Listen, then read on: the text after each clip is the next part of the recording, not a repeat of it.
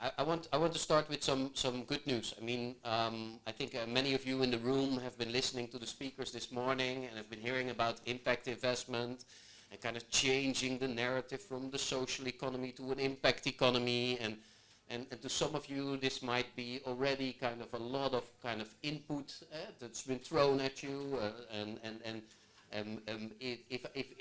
If I would not be in the bubble that I'm in, I probably would have thought myself like, okay, but why? Kind of what's happening. So the good news, it's not rocket science, right? So definitely, if we talk about impact investment funds, it's like everybody can understand that impact investment fund. It's about kind of pooling money and expertise from investors or from people that can finance or from donors, and to kind of invest that in social enterprises, in entrepreneurs, impact entrepreneurs, and kind of the return of that is going to be either the money or the impact that has been created by that intervention. And preferably in impact investment, kind of in the ideal situation, it's going to do both, right? It's going to return money and impact. And kind of if you kind of look at the definition, to the perfect definition of what impact funds are, then that money that returns and that impact that returns should be enough to also repay with some return the investors. That's also where it gets a bit challenging.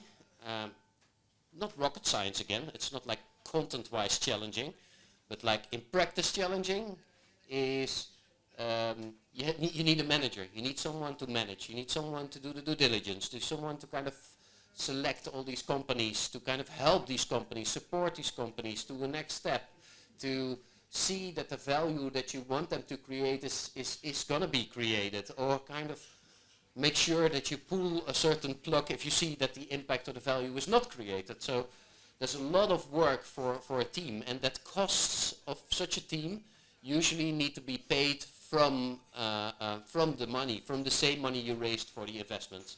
And that's where it's getting tight.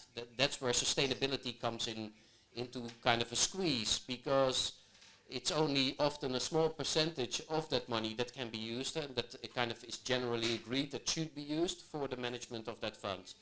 And you need to have a big fund to really be fully sustainable. So I think that's kind of, in as simple as I can put it, is kind of the difficulty and the squeeze of where impact funds are having to deal with.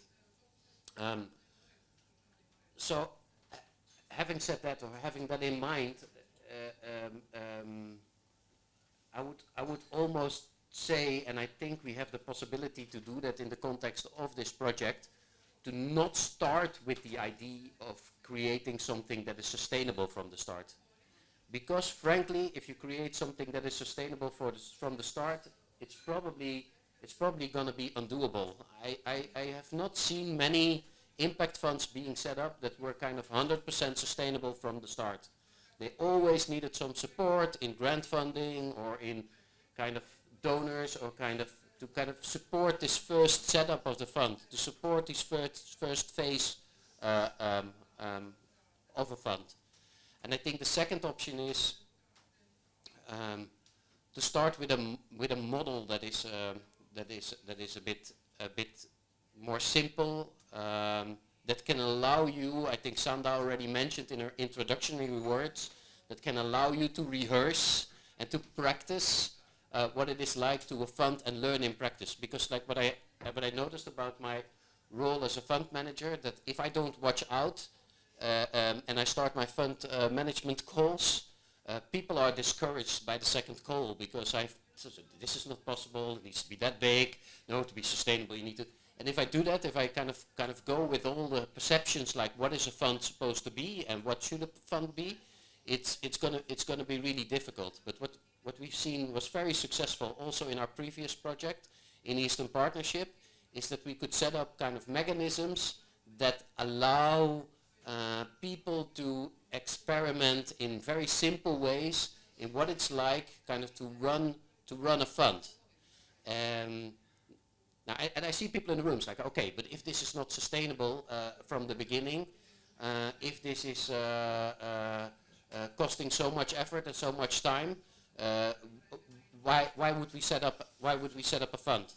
And with the risk of repeating myself, but if the idea is to set up an impact investment fund to become sustainable as a non-sustainable organization, it's probably the best idea not to set up a fund. But there are reasons to do it, and the reasons to do it are that there's a different kind of way of working if you are getting involved with enterprises that you work with kind of the work that you do, is being a fund. And that is first the way you work with the enterprises, So I've seen a lot of projects with grant-based projects, social economy projects, that kind of where the grant was kind of the end project, so the kind of the end point, kind of the tick box in the project. So okay, grant deployed, tick box, where all the kind of non-financial support and kind of the business development support was before the grant. So you would kind of run through an accelerator or run through a kind of setup to be eligible for the grant. And then it stopped. While with investment, it's the other way around. There's a lot of work before on kind of doing due diligence, seeing where the company is, seeing where the team is, what they can do. But the work starts after the financial intervention, because that's where the value is going to be made and where the value should be made. So kind of this approach to working with enterprises, I think, can be a win.